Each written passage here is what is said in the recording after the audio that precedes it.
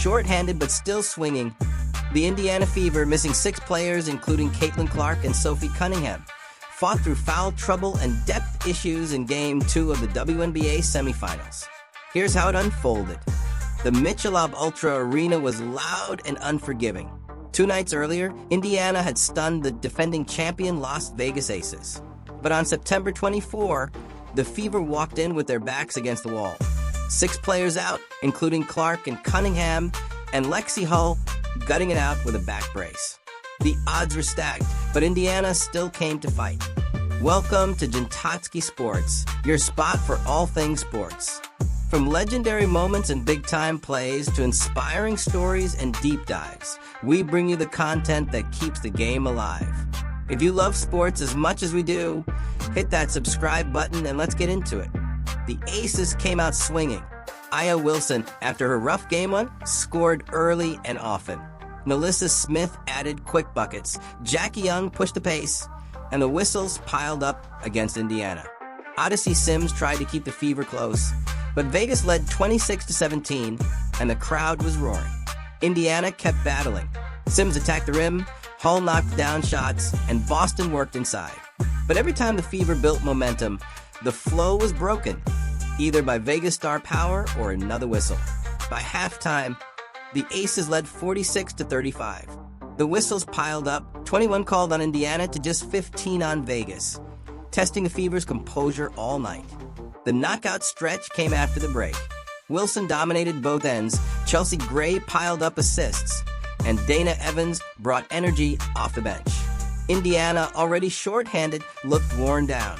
The Aces stretched the lead to 70-52, and the Fever's frustration showed as the whistles continued to disrupt their rhythm. Vegas closed strong. Wilson finished with 25 points, 9 rebounds, and a playoff career-high 5 steals. Smith added 18 on 7 for 9 shooting. Young scored 13, and both Evans and Jewel Lloyd chipped in 10. Gray dished 10 assists, controlling tempo throughout. For Indiana, Sims led with 18, Hull added 15, Mitchell battled for 13 points but struggled to find her rhythm 4 for 14, and Boston managed 10.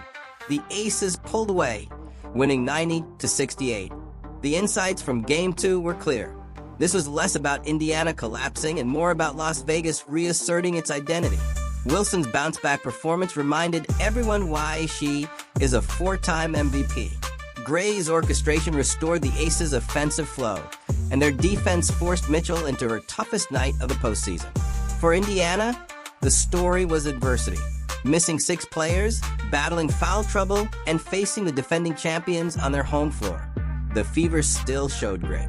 Sims' fearless drives and Hull's toughness kept them afloat, but fatigue and whistles tilted the balance. The foul disparity underscored the challenge. Indiana had to play through contact without the same whistle Vegas enjoyed. Yet the bigger picture remains. Indiana proved again they won't fold, even undermanned.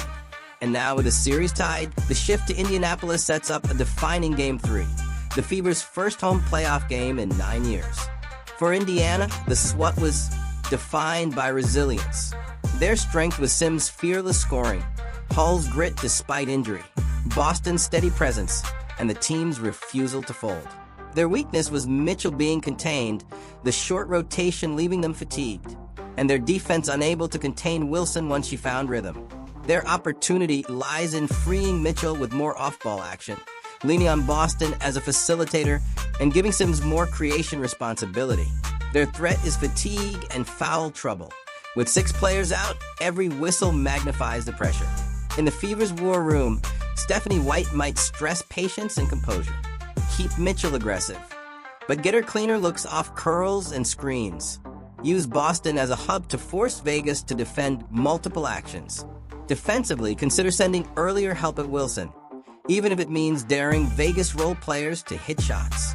Above all, lean into the home crowd in Game 3. Let Gainbridge Fieldhouse's energy fuel the defense and give the Fever the edge they lacked in Vegas. For Las Vegas, the swap picture was straightforward. Their strength was Wilson's dominance, Smith's efficiency, and Gray's orchestration. Their defense contained Mitchell and set the tone. Their weakness, even in victory, was reliance on Wilson's rhythm. When she sat, the offense slowed. Their opportunity lies in keeping Wilson active in the mid-post, using Smith as a release valve, and pushing transition before Indiana's defense can set. Their threat is complacency. Indiana already stole one in Vegas, and over-reliance on Wilson could backfire if the Fever adjust. In the Aces' war room, Becky Hammond might emphasize doubling down on defensive pressure against Mitchell, throwing length at her with Jackie Young or Alicia Clark, and keeping Gray in control. Offensively, the plan would be to keep Wilson attacking from multiple spots and Smith punishing doubles. The formula worked in Game 2. The challenge is sustaining it on the road. By the final buzzer, the Aces had done more than even the series. They had reasserted themselves. Their MVP was back, their defense was suffocating, and their home crowd was roaring again. For Indiana, it was a setback, but not the end. The series now shifts to Gainbridge Fieldhouse for Game 3, the first Fever home playoff game in 9 years, and it could be the defining moment of the season. Fever Nation has waited nearly a decade for this night, and the energy in Indianapolis could tilt the series right back in Indiana's favor. Thanks for watching Jintatsky Sports. If that video hit home or gave you something to think about, drop a like and let me know what you think in the comments. Don't forget to subscribe for more stories that bring the heart of sports to life. Until next time, stay inspired and keep chasing greatness.